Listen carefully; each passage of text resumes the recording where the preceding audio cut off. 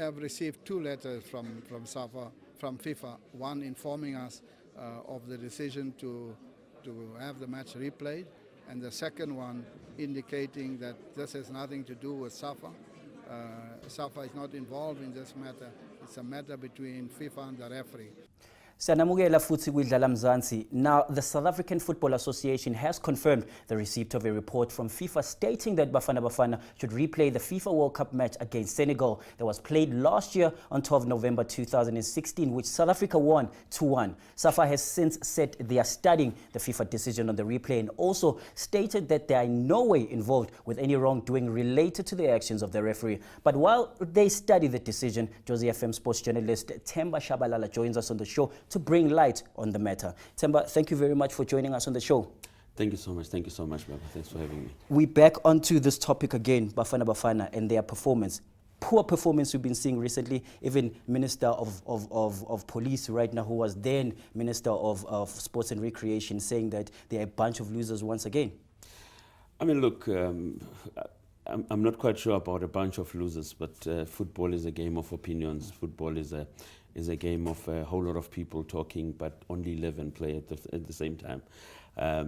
Look, national teammate has not been doing quite well. It's just a recent slide when we were sitting nicely with our 4 points, hoping to get the 6 points from Cape Verde, but unfortunately it didn't roll our way.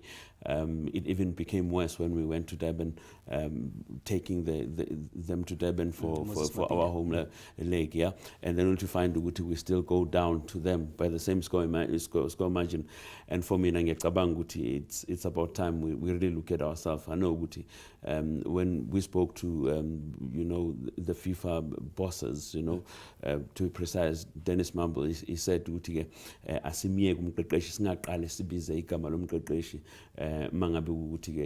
we are not satisfied. Let them work on it and see what they can do. And then just when we thought it was the end of it in terms of the headaches, only to find the worst was yet to come.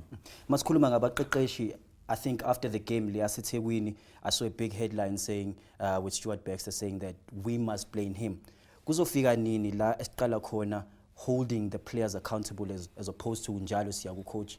Look, it's a national phenomenon within the whole country. Even PSL, we always blame the coach and not the players.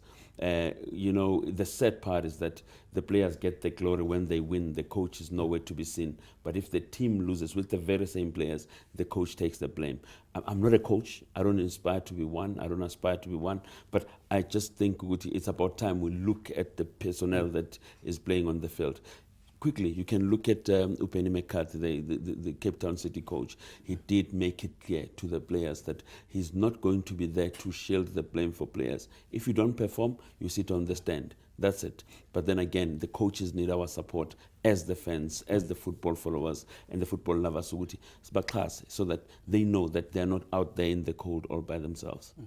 Another thing coming our way, which seems like a stumbling block for the South African team as well, is this FIFA decision for Uguti Bafana Bafana replay the match against the Senegal that we played last year, and we won that match 2-1. Coming to this decision now, it feels like it comes at the wrong time. It feels like a dog is beaten down and it's just becoming worse for you, Bafana Bafana. I've got a different view. If you can look at that match, you can ask a lot of questions to FIFA. Why wait so long? Were they going to take the same route had Senegal been running with all their points, having won all their matches, except for that one that they lost to us? I stand to be corrected, but somewhere, somehow, I think it was a hidden result somewhere that where they said, let's see how South Africa does. But should Senegal not get the desired result from their side on the other matches, then we go back and review that decision. But then again, the very same FIFA that advocate for fair play, in this case, I can't say to you, Vuyo, you did not have nothing to do with the disappearance of the sport that you're carrying. And then immediately come back and make a turn and say, no, Vuyo, yes, the boat is lost, but probably it's because Vuyo, we saw him carrying the boat the last time, so Vuyo has to account for it. When they know exactly who did what. I mean, they know what the referee had something to do with the result. They gave him the correct sanction according to themselves, which was a lifetime ban then. But then when they came back and said South Africa has got no bearing on the result, and then out of the blue, they come back and say South African Football Association must suffer the consequences of what the referee that they had summoned into their FIFA headquarters in Zurich to come and answer for himself, and then they found him guilty, hence the ban. So it's quite dodgy. I mean, from this time, I'm talking as a South African. I feel that apart from how badly we are doing on the field of play, we don't have to be subjected to this treatment by the very same FIFA that we support all out as South African. A quick one in closing. Islimaza kangakanani lento in our pursuit for qualification for the World Cup?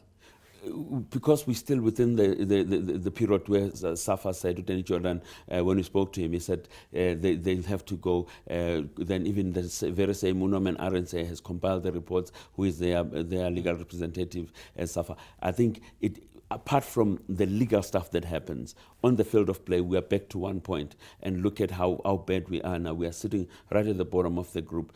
Forgetting we didn't win against Cape Verde, but we should be sitting right pretty at the top and enjoying all what is happening on the field of play. Football becomes ugly when it has to be won in the court, or points have to be retrieved from the boardrooms and stuff like that. I don't believe in that. I believe we finally win on the field of play, and then players have to give it their all.